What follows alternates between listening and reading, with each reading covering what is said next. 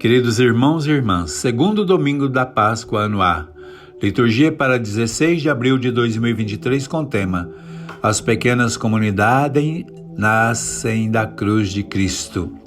Irmãos e irmãs, ajudem com que essas reflexões possam chegar a mais pessoas, a mais comunidades e mais famílias. A primeira leitura dos Atos dos Apóstolos, capítulo 2, versículos de 42 a 47. Os irmãos eram assíduos aos ensinos dos apóstolos, a comunhão fraterna, a partilha do pão e as orações. Viviam unidos na fé e no seguimento dos ensinamentos do Senhor. Eles tinham tudo em comum. Frequentavam o templo como se tivessem uma só alma e partiam o pão em suas casas na alegria e simplicidade de coração. As primeiras comunidades é um convite a fazermos parte da caminhada e da vida de unidade, e somos chamados a um caminhar conjunto no anúncio e na vivência e convivência da fé. É uma fé partilhada, é um assumir missionário, é uma fé que brota da mesa das famílias, onde a casa passa a ser o lugar da revelação e da partilha. Nós somos chamados a ser uma comunidade de irmãos, e uma comunidade assídua aos ensinamentos e empenhada a conhecer a proposta de salvação e de testemunho, para melhor enfrentar os desvios doutrinais que ameaçavam a fé cristã. E por último, é uma comunidade chamada a celebrar a partilha do pão e a vivenciar a unidade nas orações. Não podemos esquecer que não existe comunhão com Cristo se não existir a comunhão partilhada com os irmãos. Por isso, somos chamados também a sermos testemunhas do anúncio da palavra. Na segunda leitura da primeira carta de Pedro, capítulo 1, de 3 a 9, Deus, em sua grande misericórdia, nos faz renascer pela ressurreição de Jesus Cristo de entre os mortos, para uma esperança viva, para uma herança que não se corrompe, nem se mancha, nem desaparece. Os destinatários desta carta eram as comunidades cristãs que viviam em zonas rurais da Ásia Menor. A maioria deles eram pastores ou camponesas que cultivavam a terra. Esta carta é uma exortação para que as comunidades permaneçam fiéis frente às grandes dificuldades que enfrentavam.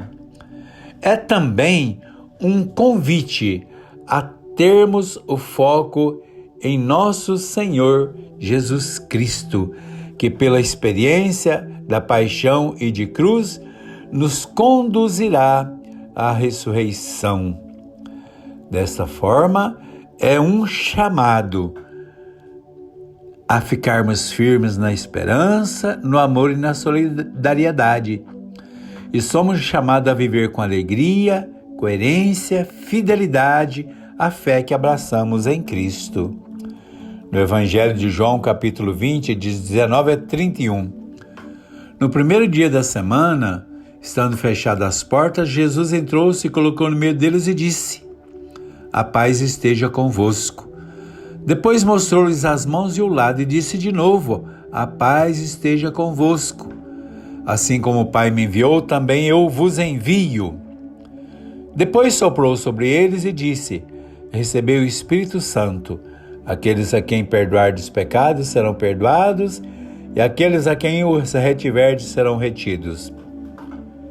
O Evangelho nos fala que era o primeiro dia da semana, que estava perto do anoitecer, que as portas estavam fechadas e que o medo tinha tomado conta dos apóstolos, e isso fazia a comunidade se fechar. É nesse contexto que Jesus entra e se faz o centro da comunidade. Ele se torna o ponto de unidade e traz a paz, traz a força e traz o poder do Espírito Santo. Jesus revela que a morte foi vencida e que somos filhos da ressurreição, que somos a comunidade gerada ao pé da cruz e que, por isso, as pequenas comunidades recebem a força e o poder de Deus ao pé da cruz e se tornam também vencedores das forças e do poder do pecado que geram a morte. Ao mostrar-lhes as mãos e o lado, Jesus revela que o poder do sumo sacerdote pode até machucar e judiar de seu povo, mas que eles não têm poder sobre a vida dos filhos e filhas de Deus. Na criação, Deus sopra sobre o barro em forma humana e dá vida a seus filhos. Agora, na nova criação, na ressurreição, Jesus, ao vencer a morte na cruz, ele sopra sobre os discípulos e sobre a igreja a sua vida. E também dá o poder para as pequenas comunidades que não eram aceitas pelo poder, mas que agora se torna poder de Deus para toda a humanidade. Aqui a humanidade é recriada pelo sopro de Deus, que concede a toda a igreja a força, a graça e o poder do Espírito Santo, que vem por meio dos missionários e missionárias para fazer novas todas as coisas. Que a graça, o amor e o poder de Deus estejam com todos. Amém.